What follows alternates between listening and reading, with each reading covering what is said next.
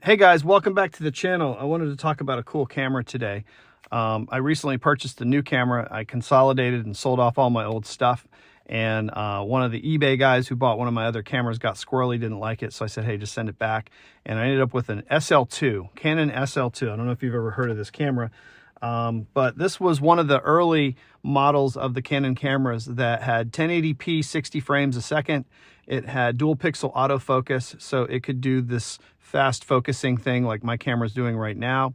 It also has the capability to take EF and EFS lenses, and it has Wi-Fi, so you can transfer your files and stuff to your camera or your phone really easily. And it's just a cool little camera. Now, it's a DSLR, it's not a mirrorless, but it still has 24 megapixels on the sensor, so it's a sizable sensor, and it takes really good high-resolution pictures if you've got the right glass. So it came back into my possession. I was wondering, like, what glass do I buy for this thing? Obviously, it's not my main camera. It's not even one that I'm going to use a lot, but I wanted to put some lensing back on it that was going to be acceptable, good, and inexpensive. So the very first one that I picked up was the 24 millimeter Canon f2.8 pancake lens. This is a cool lens. I mean, first of all, it's tiny. So when you put this thing on here, let's line it up here real quick.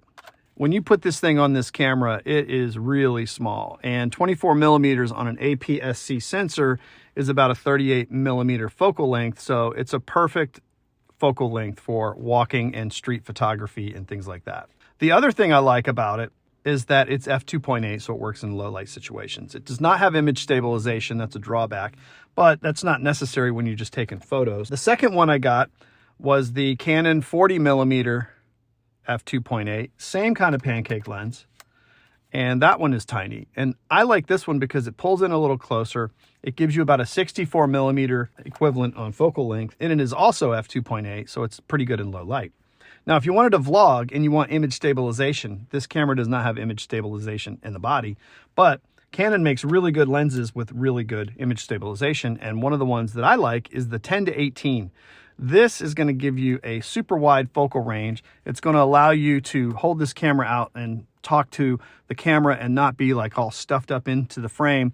It's going to give you some open breathing room at the wide end, and it gives you some latitude to zoom in on things to use it for photography. And it's also a really good like landscape and house photography lens because it gets real wide angle for the rooms and stuff like that. It's not going to be great in low light. It's only f4 to f5.6, but it's pretty decent. And last but not least, my creme de la creme favorite lens of all time for APS-C sensors on Canons is the 17 to 55. This lens is so cool. It's f2.8, and 17 to 55 is like going from like 24 to like 80, something like that, 24 to 85.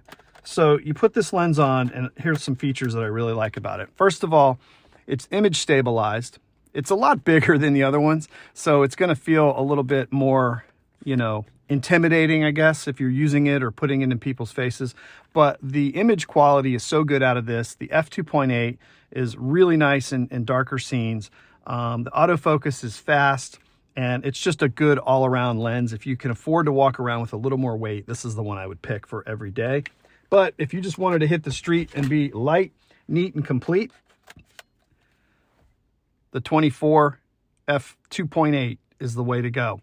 So anyway, I'm going to leave you with a couple clips of a walk that I took yesterday with this exact same setup. So if you're in the market for a camera, you could get this body for about 150 bucks used, and you can get that lens for about 70 bucks used. You're talking about 220 bucks used camera setup, 24 megapixel, dual pixel autofocus, versatility, Wi-Fi. I mean, it's cool. So really cheap starter camera. You guys should check it out.